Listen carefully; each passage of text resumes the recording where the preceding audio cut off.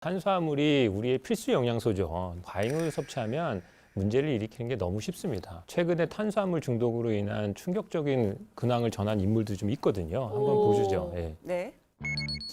어?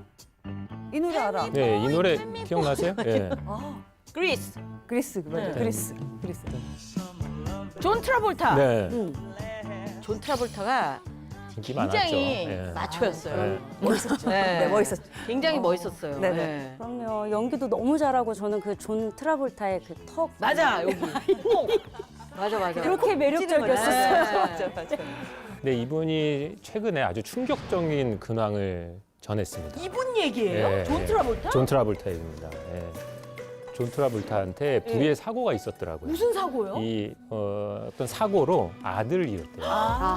그러니까 이게 이유가 있었구나. 예, 스트레스를 받으니까 저희도 이게 스트레스 받으면 많이 먹는다고 네네네네. 그러잖아요. 네. 근데 그거 이룬 다음에 이제 탄수화물 중독에 빠진 것 같으세요.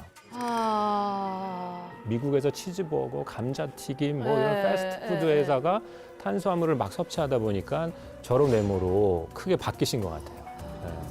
근데 이게 저도 어느 정도는 공감되는 부분이 있어요. 네. 저도 88 사이즈였을 때는 아 진짜 그만 먹어야지 하면서도 이게 생각대로 안 되더라고요. 밥 먹으면 뒤돌아서면 또 먹고 싶고 맞아.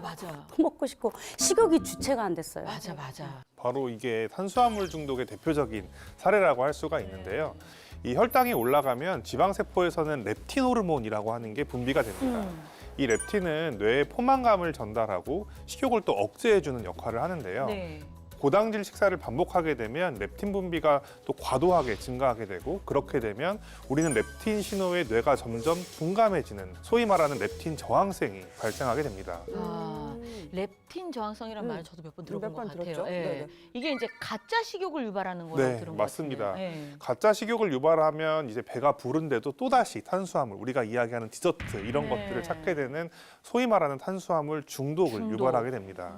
아, 이런 일이 반복되면 우리 건강에도 안 좋은 영향을 끼칠 것 같은데요? 네, 당연하죠. 네. 이 탄수화물을 과잉하게 많이 섭취하게 되면은 우리 몸에서는 이제 혈당을 높였으니까 어떻게 돼요? 혈당을 낮추는 호르몬이 나오겠죠. 네네. 대표적인 게 인슐린이에요. 그래서 인슐린을 너무 과다하게 분비를 하게 되는데 문제는 이 과정에서 신체의 노화가 가속화된다는 겁니다. 그 인슐린은 혈당을 낮춰주는 호르몬이라 좋은 거라고 들었는데 아닌가요? 네, 인슐린은 일단은 높아진 혈당을 낮추는 되게 좋은 호르몬이고 꼭 필요한 호르몬이긴 해요. 근데 이제 인슐린이 또 어떤 역할도 하냐면 동화작용이라고 해서 이 높아진 혈당을 그럼 어떻게든 처리를 해야 될 거 아니에요. 이거를 지방으로 바꾸는 역할도 해요.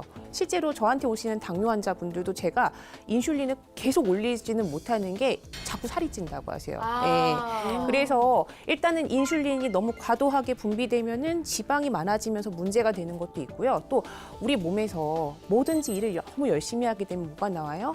활성산소 나오죠. 네. 근데 인슐린에 또 과도하게 분비가 되면은 활성산소도 그만큼 많이 나오기 때문에 세포의 손상도 유발할 수 있고 DNA 변형을 일으키기도 하고 결국에는 세포 노화를 촉진할 수밖에 없습니다. 뭐 당연히 그렇게 되면은 비만이나 뭐 당뇨, 염증성 질환, 심지어는 암과 같은 질병에도 취약해질 수밖에 없는 거죠. 인슐린이 그렇게 그러니까 이게 또 양면이 있는 호르몬. 그냥 그 좋게 생각하고 그게 꼭 있어야 당뇨 안 걸리고 뭐 이렇게만 생각을 했는데 그게 또 또 아니네. 그런 게 있네요.